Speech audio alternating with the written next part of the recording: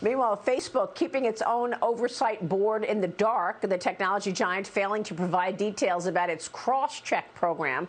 That program reportedly shielded VIP users from the company's normal content moderation rules. The oversight board saying, quote, on some occasions, Facebook failed to provide relevant information to the board, while in other instances, the information it did provide was incomplete. Facebook also failing to mention cross-check to the board when it decided to ban former President Donald Trump from the platform this spring. Joining me right now is the disruptive tech research founder and chief analyst, Lou Basenese. Lou, it's great to see you. Thanks so much for being here. So what do you make of Facebook these days? The oversight board was created in 2018 to apparently increase transparency, but you can't increase transparency if the board is not told what the company is doing. Executives are pretty much doing the opposite of transparency. Yeah, it's laughable. I mean, I hate to treat Mark Zuckerberg like a punching bag, but actually I don't, because he deserves it. I mean, he created this oversight board in the aftermath of another scandal, just really as a PR spin to, as you said it, increase transparency and accountability.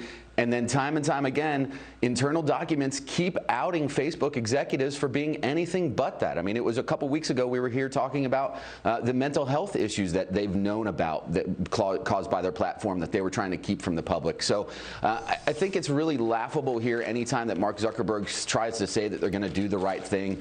He's really tried to make himself be someone about free speech, and then he does exactly the opposite here. The thing that struck me the most is they tried to tell the oversight board that this cross-check program is only a handful of users, really. And then it comes out that it's 5.8 million users that are exempted from their content moderation rules, which is just insane that many people can get away with not having to be regulated. So, right. All of this while the company spends all that money trying to support the Democrats in an election, really interfering in the election, as Molly Hemingway has written about from the Federalist. So it's obviously a political organization. Do the advertisers know that? Because apparently in the Journal this morning, there's a story that it's struggling to figure out how many users it has.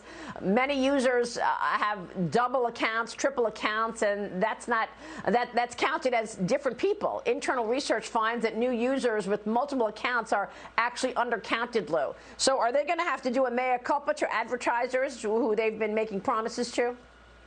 I think they absolutely will. I mean, look at this. We're not even in the wake of one scandal and another one's coming to light here, where we can't trust the data that they're providing. You know, first and foremost, Facebook is an advertising platform. We're the product. They use us to advertise. If advertisers can't have faith and trust in the data that they're getting about the markets that they're spending on, they're going to start bailing ship.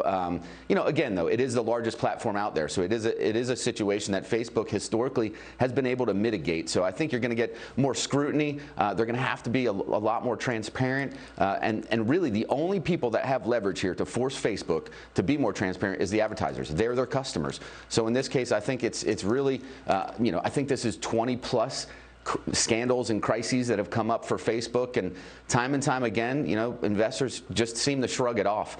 They forget pretty quickly, and hopefully for once they'll put principles over profits.